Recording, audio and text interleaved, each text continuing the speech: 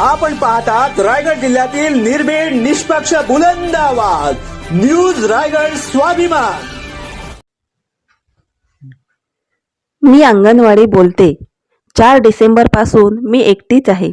ना मुलांचा किलबिलाट, ना शाळेतल्या बाईंचा शिकवण्याचा आवाज, ना मदतनीस ताईंची जेवण करण्याची लगबग। सगळं थांबलं।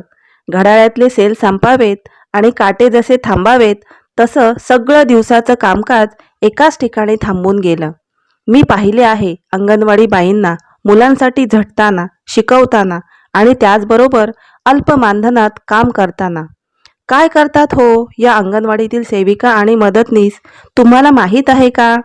अंगणवाडीतील मुलांना पूर्व प्राथमिक शिक्षण देण्याचे काम, गरोदर माता, स्तनदा माता, 6 महिने ते 3 वर्षाखालील मुलांना THR वाटप करण्याचे काम, अंगणवाडीतील लाभार्थ्यांना गरम ताजा आहार वाटप करण्याचे काम, लसीकरण, लसीकरणाच्या नोंदी, संदर्भ सेवा, किशोरवयीन मुलींना मार्गदर्शन, गावाचा संपूर्ण सर्वे, शासनाच्या विविध योजना गावातील प्रत्येक घरापर्यंत पोहोचवण्याचं काम, गावातील जन्म मृत्यूची नोंद ठेवणे, महिला सभा किंवा पालक मेळावा घेऊन प्रत्येक योजना गावातल्या प्रत्येक घटकापर्यंत पोहोचवणे, अंगणवाडीतील विविध रजिस्टर भरणे आणि अंगणवाडीमध्ये पोषण ट्रॅकर ॲपवरती ऑनलाईन काम करणे, अंगणवाडी केंद्राची आतून बाहेरून साफसफाई करणे, परिसर स्वच्छ ठेवणे, सगळ्यात महत्त्वाचं म्हणजे लहान मुलांना पूर्व प्राथमिक व सर्वांगीण विकासाची सुरुवात ही अंगणवाडीतूनच होत असते।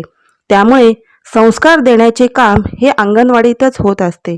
त्याचबरोबर आलेल्या कोरोनासारख्या महामारीमध्ये अंगणवाडी सेविकांचं जे काम होतं ते वाखाणण्याजोगं होतं। त्यांचा मोबदला देखील शासनाने अजून अंगणवाडी सेविकांना व मदतनीसांना दिलेला नाही। त्यांच्या तोंडाला पाने पुसल्याची आख्यायिका तर न संपणारी आहेच। 1.5 ते 2 वर्षाचा कोरोनाचा कालावधी गेल्यानंतर आज पुन्हा एकदा सरकार दरबारी अंगणवाडी सेविका आणि मदतनीसांना मागणी करावी लागली आणि तीही मानधनासाठी। कोरोना काळात मात्र 1 रुपयाही या अंगणवाडी सेविकांनी सरकार दरबारी मागितले नाही। जेवढे मानधन होते तेवढ्या मानधनात त्या समाधानी राहिल्या। अर्ध मानधन केंद्राकडून येतं तर कधी उशिरा येतं। राज्य शासनाचेही असंच आहे। तरीही अगदी हसतमुखाने अंगणवाडी सेविका स्वीकारताना मी पाहिलं आहे। अनेक आमदार मंत्री हे सहज बोलून गेले की येत्या मार्चमध्ये त्यांची पगारवाढ झाली आहे, परंतु मंत्री महोदयांना हे माहीत नाही की अवघ्या 7,400 रुपयांमध्ये अंगणवाडी सेविकेचे कुटुंब चालवणे हे खरंच शक्य आहे का? आज मंत्री आमदारांच्या घरातल्या पत्नीकडे 7,400 रुपये घर चालवण्यासाठी दिले तर ते हे घर चालवू शकतात का? हे आत्मपरीक्षण करण्याची आवश्यकता आहे। ही आर्तहाक अंगणवाडी सेविका व मदतनीस सरकार दरबारी घालत आहेत। नारी शक्तीचा पुरस्कार करणारे माननीय प्रधानमंत्री नरेंद्रजी मोदी साहेब तसेच अतिशय दानशूर व धर्मवीर दिघे साहेबांच्या पावलावर पाऊल ठेवून काम करणारे महाराष्ट्राचे लाडके मुख्यमंत्री एकनाथजी शिंदे साहेब यांनी मात्र या प्रकाराकडे पूर्णपणे पाठ फिरवलेली दिसून येत आहे। शिवरायांच्या स्वराज्यामध्ये एक हिरकणी नावाची दूध विकणारी स्त्रीचा सन्मान पालखीचा मान देऊन राजांनी केला आणि याच शिवपदस्पर्शाने पावन झालेल्या भूमीत आज अंगणवाडी सेविकांची अवहेलना होते हे फार दुःखदायक व क्लेशदायक आहे।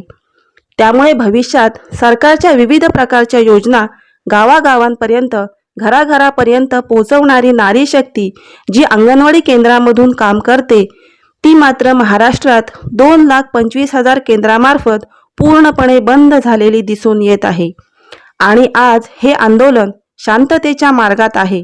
आंदोलन चिरडण्याचे वेगवेगळ्या युक्त्या शासनाकडून चालू झालेल्या आहेत, पण 2.25 लाख अंगणवाडी सेविका व त्यांचे कुटुंबीय यांनी जर मतदानावर बहिष्कार टाकला तर किती मोठा फटका हा विद्यमान सरकारला बसेल याच्या देखील लेखाजोखा करणे महत्त्वाचे आहे। रायगड स्वाभिमानसाठी सचिन ठाकूर, रोहा। नवी मुंबई व रायगड जिल्ह्यातील ताज्या बातम्या आणि घडामोडी पाहण्यासाठी सबस्क्राईब करा न्यूज रायगड स्वाभिमान लाईव्ह चॅनेल आणि दाबा बेल आयकॉन।